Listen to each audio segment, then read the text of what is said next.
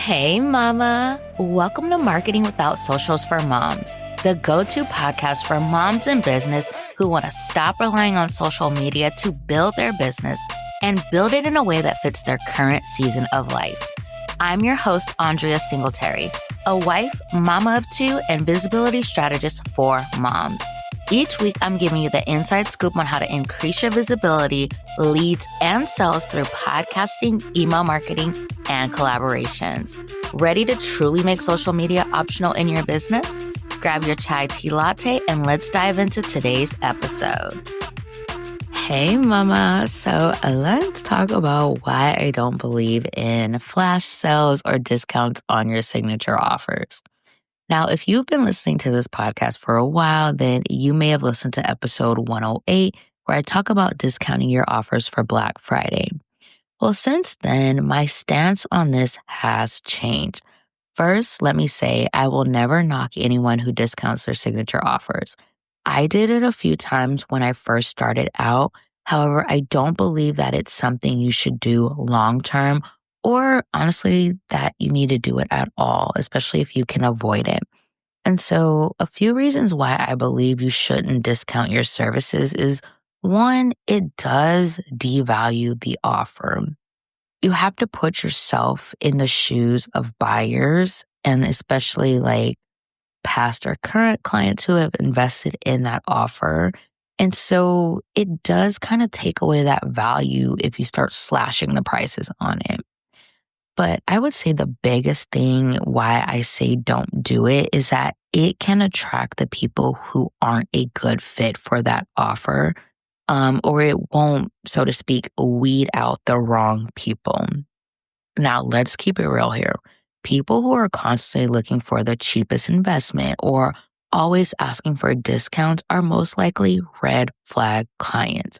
You don't need that type of stress or drama in your life. So that's just like a couple of reasons why, I'm just like, if you don't need to do it, don't do it. And honestly, I don't believe you need to do it. You have other options. You can always do payment plans and different things like that. But before you decide to discount your signature offer or discount your services, ask yourself why you're doing it. What is the reason that you feel that you should be doing this? Is it because the offer isn't selling at the current price? Is it because you've been told by potential clients that the offer is too expensive? Those aren't reasons to slash the prices. There are other things that you can do, especially if it's not selling at the current price. It can be an actual offer issue. It could be a messaging issue. It could be that you just haven't gotten this offer in front of enough people. There's so many other things and, factors that are at play with this.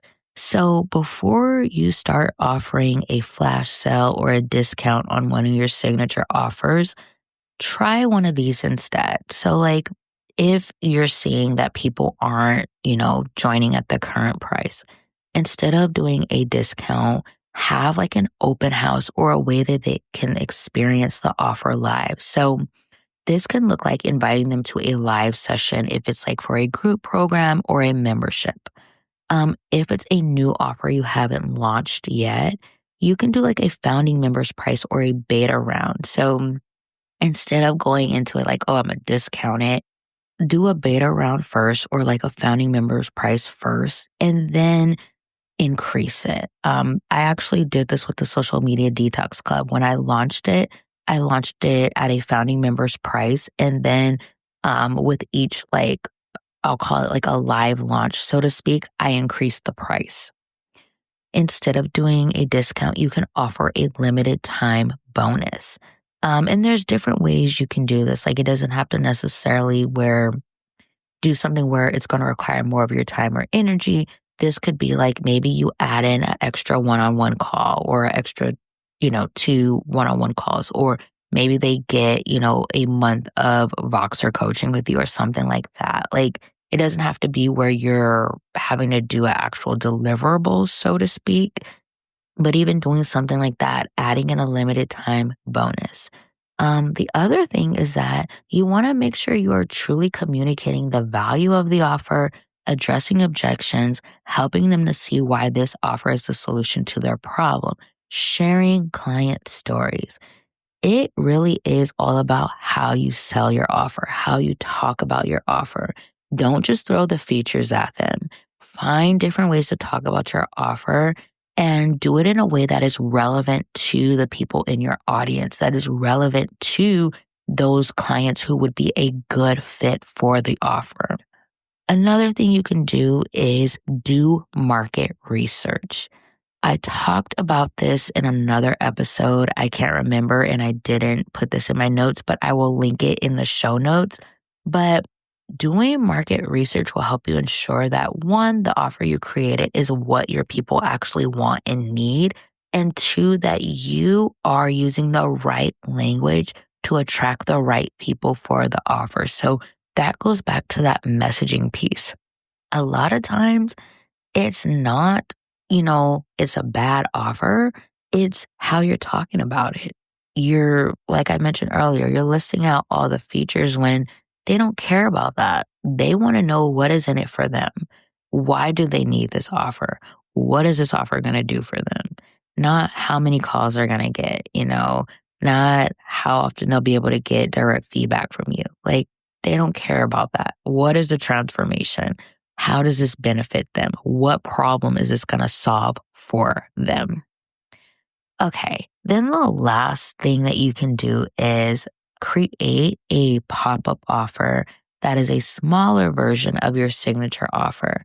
Now, I've done this many times, and it's been a great way for people to get a taste of what it's like to work with me before making a higher investment. So it could be that like that trust hasn't been built yet. And so in a sense, creating like this pop-up offer or micro offer allows them to make like a safer investment before moving into working with you, in one of your higher ticket offers and different things like that. And so you can do something like that. The main thing though is that you look at why you're leaning towards discounting your signature offers.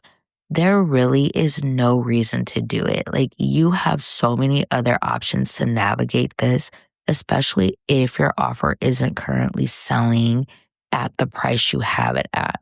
Truthfully, discounting the offer may not even help if the issue is something else, like with the offer itself or your messaging. So take some time to stop and reflect and think about that first before you are quick to offer a discount. Like, you don't have to do that, especially like I'm talking about like your signature offers. Now, you can have flash sales, and how I do flash sales is like usually I will do like a discount on, like a week of Voxer or something like that. But don't do that with your signature offers. Like, those are your main offers. Like, those are the things that you want to become known for and everything. And so you don't want to take the value away from that. Like, you don't want to, I don't want to say like, what am I trying to say? I don't want to say like, give it a bad reputation, so to speak, but you just don't want it for people to be like, I don't know if I want to invest with them because they're cutting the price. And because people do think about those types of things, like, well, why are you cutting the price like that? Like, what is going on here? And so you don't want to create a situation that causes people to start like thinking like that and like questioning and whatnot. Like, because that does in a sense impact, the trust that's being built and everything. So, okay, that is it for this episode. If you enjoyed this conversation, come join us in the Marketing Without Socials for Moms email community, where we have these types of conversations and so much more. Yes, we talk about, marketing without social media, but we also have these real raw conversations too that they need to be had, especially for us moms in business. So it is the place to be as a mom in business. So join us at mamaturnedmompreneur.com/marketing without socials. All right, mama, I'll catch you in the next episode.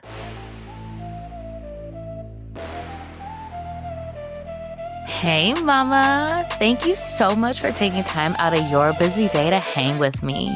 I would love to keep the conversation going. So head to mamaturnedmompreneur.com/marketing without socials to join my email community. I share even more tips and strategies for building a business that doesn't rely on social media and one that fits your current season of life, as well as more behind the scenes of mom and business life. All right, Mama, that's it for today, but I'll catch up with you again next week.